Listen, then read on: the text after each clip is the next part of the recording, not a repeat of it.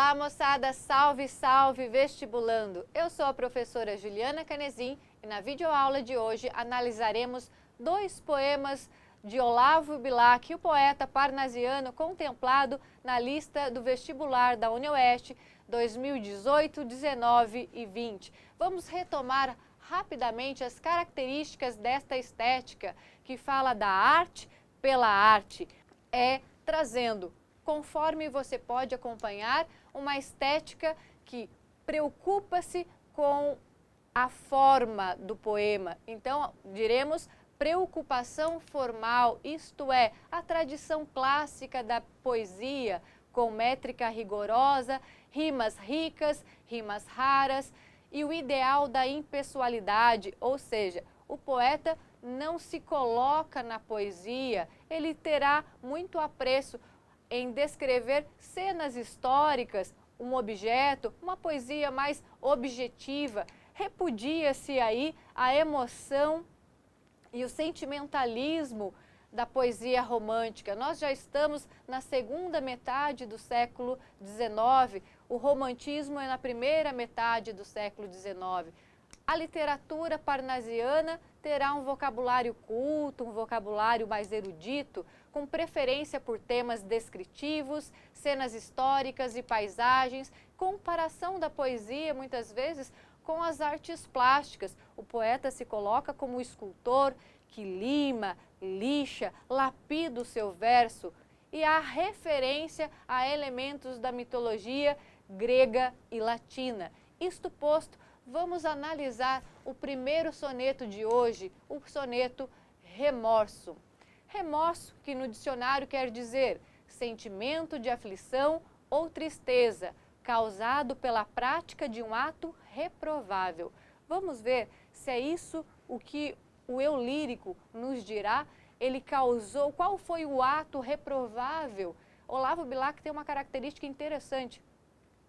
Ele já declara o tema do poema no título, né? Então nós temos um remorso deste eu lírico, um remorso talvez deste poeta. Vamos acompanhar.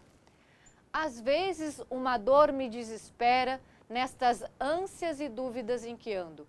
Cismo e padeço neste outono quando calculo que perdi na primavera. Versos e amores sufoquei calando, sem os gozar numa explosão sincera.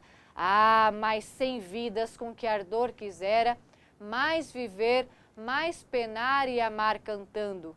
Sinto o que desperdicei na juventude, choro neste começo de velhice, Marte da hipocrisia ou da virtude.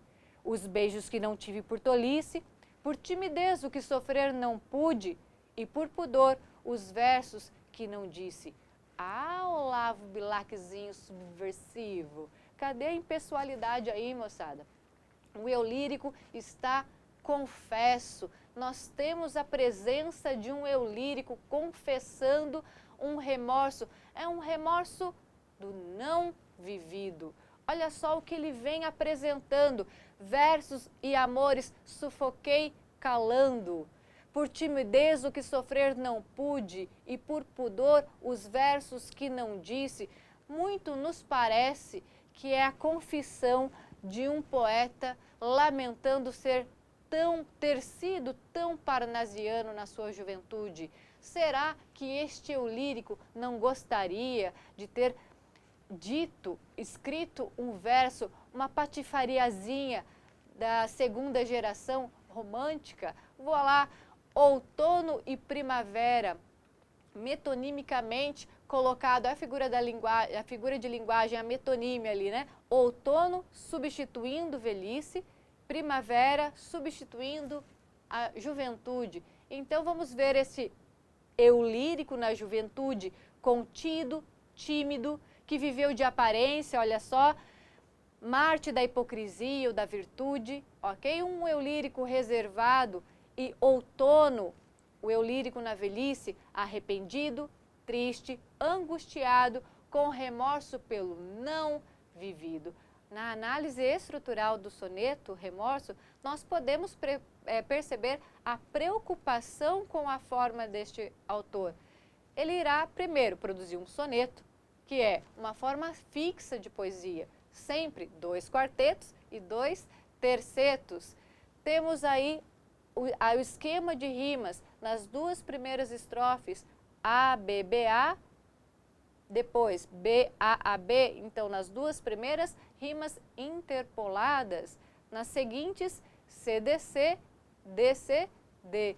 Versos decassílabos, o que será isso? Versos com 10 sílabas poéticas.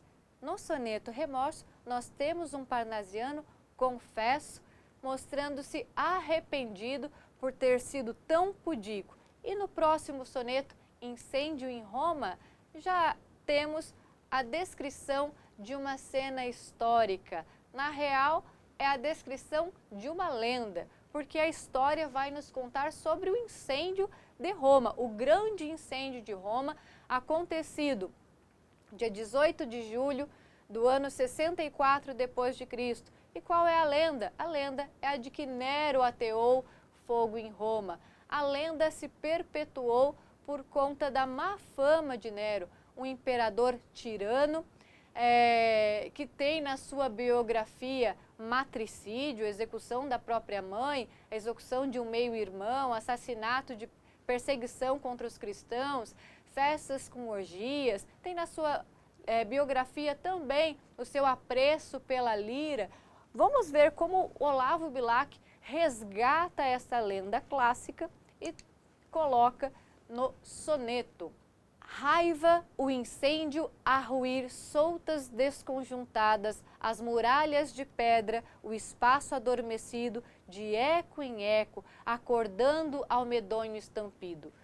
Como um sopro fatal, rolam esfaceladas. Pera lá, na primeira estrofe nós já temos, antes de terminar o primeiro verso, uma personificação.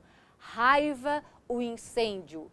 A ruir soltas desconjuntadas, as muralhas. Então, olha só, o incêndio com raiva e as muralhas sendo desconjuntadas, destruídas. O espaço adormecido, lembrando que o incêndio em Roma começou durante a noite, olha, o espaço adormecido, de eco em eco, acordando ao medonho estampido, e como um sopro fatal, rolam esfaceladas.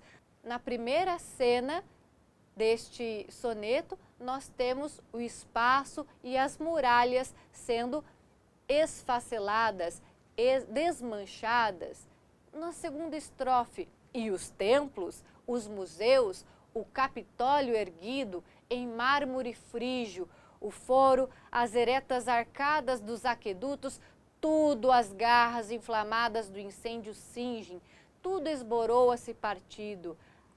Estamos ainda dentro do soneto, é como se tivéssemos uma câmera dando um zoom, estamos na cena do incêndio, assistindo o templo, o museu Capitólio, que é o monte, um dos 7 montes mais famosos da cidade romana, que abriga esses templos, o museu, a cidade histórica, feita, erguida em mármore frígio. Mármore frígio, moçada, é um tipo de mármore, assim como tem mármore Carrara, tem o mármore frígio. A cidade toda sendo destruída com o incêndio novamente personificado, olha, garras inflamadas, o incêndio cinge, o incêndio abraça essa cidade e tudo esboroa-se e tudo desmancha-se partindo. Para a passagem da segunda estrofe, o zoom se recuará. Nós teremos aí uma cena mais ampla, panorâmica, ok? Longe reverberando o clarão purpurino, arde em chamas o Tibre e acende-se o horizonte. Impassível, porém, no alto palatino, Nero, com o manto negro ondeando ao ombro, assoma entre os libertos e ébrio, engrinaldada a fronte, lira em punho, celebra a destruição de Roma. Então, nesta cena, agora distanciada, nós assistimos a cidade de Roma. Nós não, Nero, os ébrios e os libertos assiste ao incêndio na cidade de Roma. Olha só, o Tibre arde em chamas. o horizonte purpurino, o horizonte avermelhado. E como está, qual é a condição do Nero? Com um manto negro, ondeando o ombro, né? Vestido com este manto negro, que a metáfora seria aí uma alegoria à morte, está entre os libertos e os ébrios, não está junto do povo, não está junto aos cativos. Ébrios seriam os embriagados, os participantes de suas festas, lira em punho, engrinaldada à fronte, este imperador coroado celebra a destruição de Roma. Essa cena do incêndio muitas vezes serviu de inspiração para os artistas e Olavo Bilac também bebeu nesta fonte. A análise estrutural do soneto Incêndio em Roma permanece. Então, 2 quartetos e 2 tercetos. Lógico, um soneto com rimas interpoladas e rimas cruzadas.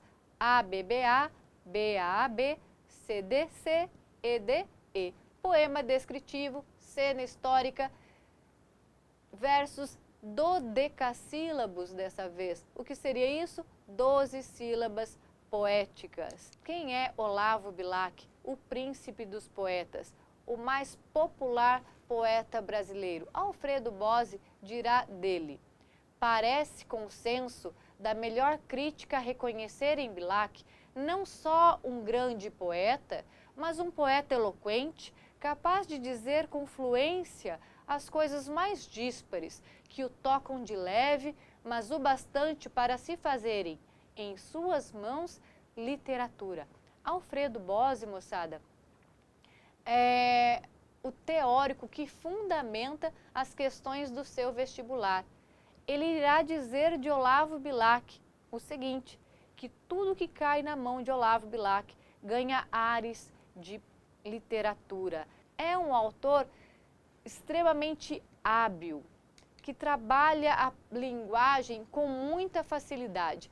Existe o caso de um amigo que lhe pediu para que escrevesse uma nota de classificados, que ele já estava desgostoso com a sua casa, tendo muito gasto com a sua propriedade. Ele pega de um papel, Olavo pega de um papel e escreve: vende-se encantadora propriedade onde cantam os pássaros ao amanhecer no extenso arvoredo. É cortada por cristalinas e refrescantes águas de um ribeiro.